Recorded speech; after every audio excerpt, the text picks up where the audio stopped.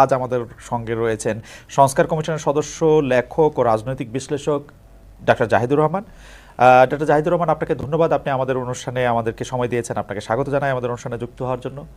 Doctor Yunus পদত্যাগ করতে পারেন এরকম একটা খবরকে কেন্দ্র করে যে অস্থিরতা তৈরি হয়েছিল, তার প্রেক্ষাপটে গতকাল 3টা রাজনৈতিক দল প্রধান উপদেষ্টার সাথে দেখা করেছিলেন। বিএনপি, জামায়াতে ইসলামী, বাংলাদেশের আওয়ামী লীগের অবর্তমানে এই দুটোই সর্ববৃহৎ দল, সুতরাং এই দুটো যেতেই পারে। যদি একটা প্রশ্ন আছে, জামায়াতে ইসলামের নিবন্ধন নেই, এখন পর্যন্ত তাদের নিবন্ধন স্থগিত আছে, সেটা শুনানি চলছে। আর এনসিপিও গেছে, এনসিপিরও নিবন্ধন নেই, এবং এনসিপি কোন বিবেচনায় এতটা প্রায়োরিটি পায় এই প্রশ্ন আছে। আর জবাব সম্ভবত আমরা জানি, এটা ডক্টর ইউনূসের নিজের দল, এটা সরকারের দল, এটা কিংস পার্টি। সে কারণে জনাব নাহিদ ইসলাম তারও আগের দিন ডক্টর ইউনূসের সাথে দেখা করতে পারেন। এখন কেউ কেউ বলছেন এই বৈঠকগুলো হওয়ার মাধ্যমে যে উত্তেজনা তৈরি হয়েছিল সেটা অনেকটা সামলানো গেছে। আমি বিশ্বাস করি না। আমি এই যে বক্তব্য যাদের, এই ইন্টারপ্রিটেশন যাদের, আই ডোন্ট বাই দিস। আমি কোনোভাবেই মনে করি না এই বৈঠকগুলো কিছু অ্যাড করতে পেরেছে, বরং কিছু নেগেটিভিটি হবারও সম্ভাবনা আছে। কেন আমি মনে করছি? এনসিপিকে ধর্তব্যের মধ্যে রাখার কিছু নাই। আই রিপিট, এনসিপিকে ধর্তব্যের মধ্যে রাখার কিছু নাই। দিনের শেষে যখন রাজনীতি মাঠে গড়াবে, ভোটের রাজনীতি হোক আর মাঠে শক্তি প্রদর্শনের রাজনীতি হোক, তাতে এনসিপি কিছুই না, শুধুমাত্র সরকারের প্রিভিলেজ প্রাপ্ত বলে তারা এই জায়গায় আছেন। আর আমাদের একটা সহানুভূতি অনেকেরই আছে, আমার নিজেরও আছে। এখানে যারা নেতৃত্ব দিচ্ছেন তারা এই জুলাই আগস্টে যে গণ অভ্যুত্থান, তাতে গুরুত্বপূর্ণ ভূমিকা পালন করাদের মধ্যে আছেন। আরও অনেকে করেছেন, তারা তার মধ্যে আছেন। সেই কারণে বাকিদের কথা আমরা যদি মনে করি, জামায়াতে ইসলামী বা বিএনপি, বিশেষ করে এই মুহূর্তে বিএনপির সাথে সরকারের ইন্টারাকশন কি আমাদের ট্রাস্টের ডেমোক্রেটিক ট্রান্সফরমেশন, সেটার উপর ডিপেন্ড করে। আরও যদি যোগ করতে চাই, সরকার, বিএনপি এবং সেনাবাহিনী, বাংলাদেশে এই মুহূর্তে এই 3টা জিনিসই সবচেয়ে বেশি গুরুত্বপূর্ণ। তাদের মধ্যকার যে ইন্টারাকশন, তাদের মধ্যকার যে সব কিছু মিলে একটা ইকুইলিব্রিয়ামের পয়েন্টে পৌঁছা, এটার উপরে ডিপেন্ড করবে। আমি জানি অনেকেই তাত্ত্বিকভাবে বলতে আসবেন মিলিটারিকে আলাদা এন্টিটি হিসাবে আমি দেখাচ্ছি কেন। আমি শুরু থেকেই বলেছি, এই গণ অভ্যুত্থান পরবর্তী সময়ে আমরা পছন্দ করি বা না করি, আমরা চাই বা না চাই, এই ধরনের একটা কিছুটা সেপারেট এন্টিটি মিলিটারির আছে।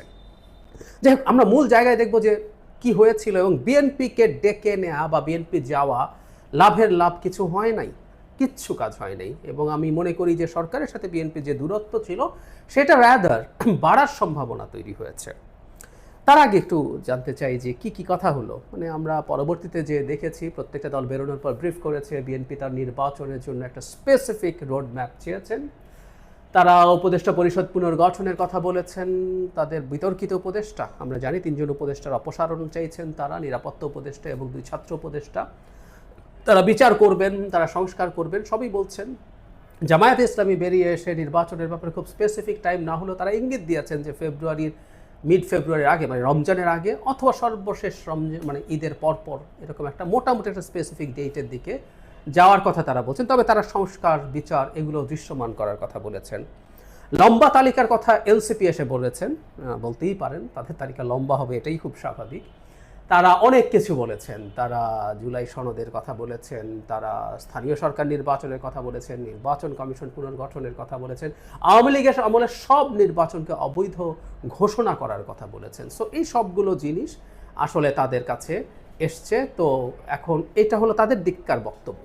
এখন যে কারণে বলছি যে মূল যে ফ্যাক্টর, আমি আবারও বলছি, কাউকে ছোট বড় করার কোনো ইচ্ছে নেই আমার, কিন্তু সরকার, বিএনপি, সেনাবাহিনী, এই 3টার মধ্যে আন্ডারস্ট্যান্ডিংটা ঠিকঠাক মতো প্রতিষ্ঠিত হওয়ার উপরই ডিপেন্ড করবে আমাদের ডেমোক্রেটিক ট্রানজিশন কতটা স্মুথ হবে।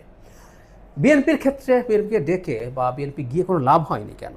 মানে ডক্টর ইউনূস অত্যন্ত বাজে একটা বার্তা দিয়েছেন। ডক্টর ইউনূস হুইমজিক্যালি কাজ করেছেন তা মনে করি না, কিন্তু এই বার্তা উনি বিএনপিকে দিয়েছেন, জাতিকেও দিয়েছেন। সেটা হচ্ছে, বিএনপির সাথে তিনি যখন বসেছেন, জনাব আসিফ মাহমুদ সজীব ভুঁইয়া, উপদেষ্টা পরিষদে যে কেউ থাকতে পারেন, আমরা আগে দেখতাম তার সাথে মিটিংয়ে সাধারণত সিনিয়র কোনো উপদেষ্টা, জনাব আদিলুর রহমান, জনাব আসিফ নজরুল, এই ধরনের লোকজন থাকেন। গতকাল আলী রিয়াদ ছিলেন ঐক্যমত্য কমিশনের, আর সাথে আসিফ মাহমুদ ছিলেন। আমরা খেয়াল করব বিএনপি যে লোকজনকে, যে সব উপদেষ্টাকে অপসারণের জন্য দাবি জানাচ্ছে, সেই সব লোকজনের মধ্যে সবচেয়ে বেশি, মানে যার সাথে প্রধান সংঘাত আমরা এভাবে বলবো, জনাব ইশরাক হোসেনের সাথে মূল সংঘাত হয়েছে জনাব আসিফ মাহমুদের, যিনি এলজিআরডি মন্ত্রী বা উপদেষ্টা। তাকেই তারা রাখার মাধ্যমে বিএনপিকে প্রমাণ বলে দিলেন যে তোমার কথার কোনো পাত্তা টাত্তা আমি আসলে দেব না। বিএনপির কথা পাত্তা নাও দিতে পারে, কিন্তু এই যে আসিফ মাহমুদকে এখানে রেখে বিএনপির সাথে মিটিংয়ে সরকার বিএনপিকে তাচ্ছিল্য করলো, সরকার বিএনপিকে বিদ্রুপ করলো, এটা বিএনপি, আমি আশা করি, আমি বিশ্বাস করি এটা বিএনপি বুঝতেও পেরেছে, বিএনপি এগুলো বুঝতে হবেও। তারও আগে মিটিং চাওয়া হয়েছে, যেটা সবচেয়ে হাস্যকর ব্যাপার। এই ধরনের একটা সংকটের মুহূর্তে ইভেন বিএনপির প্রতিও যদি, বিএনপির প্রতি উনি গোসা করেছেন প্রধান উপদেষ্টা ফর শিওর, এটা আমরা দেখেছি। কারণ বিএনপি যখন, বিএনপি এভাবে স্পেসিফিকলি না বলে আমরা এভাবে যদি বলি, যারা ইশরাক হোসেনের সমর্থকরা যখন রাস্তায় নেমেছেন, রাস্তায় ব্লকেট দিয়েছেন, তখন ওনাদের খুব গোসা হয়েছে, আর কারো ক্ষেত্রে হয়নি। সো বিএনপির উপর যদি ওনার গোসা থেকেও থাকে, বিএনপিকে ডেকে তার কথা বলা উচিত ছিল। একটা ব্যক্তিগত পর্যায়ে স্কুল বয়ের মতো ব্যাপার না যে আমি তোমার সাথে কথা বলবো না, আড়ি নিয়েছি। বিএনপি দফায় দফায় তার সাথে কথা বলতে চেয়েছে, জামায়াতে ইসলামী চেয়েছে, শেষ পর্যন্ত দেওয়া হলো। এবং অবিশ্বাস্যভাবে যেদিন, মানে গতকাল যখন তাদের দেখা হবার কথা, সকাল থেকে আবার এটা ছড়িয়ে পড়েছিল যে সাক্ষাৎ নাকি নাও হতে পারে। তো সুতরাং আসলে চাওয়া হয়েছে, অনেকে এই চাপ দিচ্ছে, সোশ্যাল মিডিয়ায় আলাপ হচ্ছে বলে উনি আসলে একটা দায়সারা, আমি এই জায়গাটায় আসছি, উনি আসলে একটা দায়সারা দেখা করেছেন বিএনপির সাথে।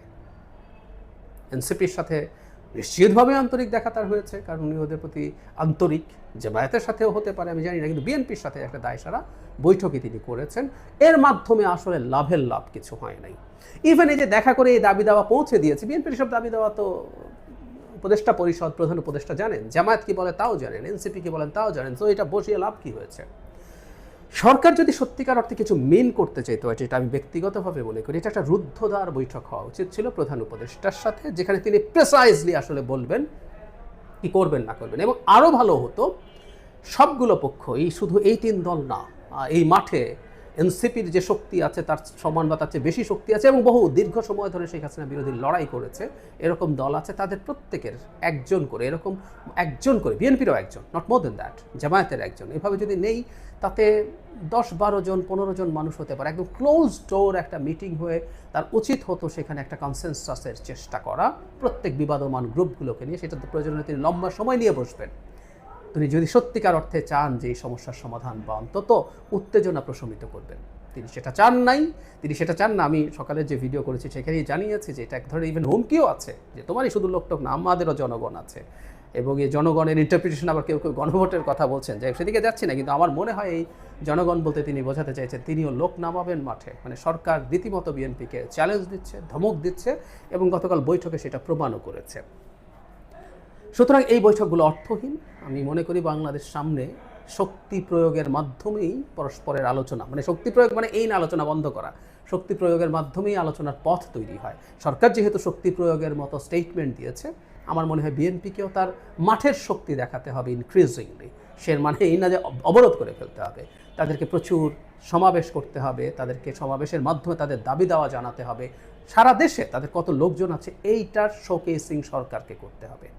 আমার মনে হয় এই সরকার খুবই বাজে ডিলুশনে ভুগছে যে অসংখ্য মানুষ তার জন্য নেমে যাবে।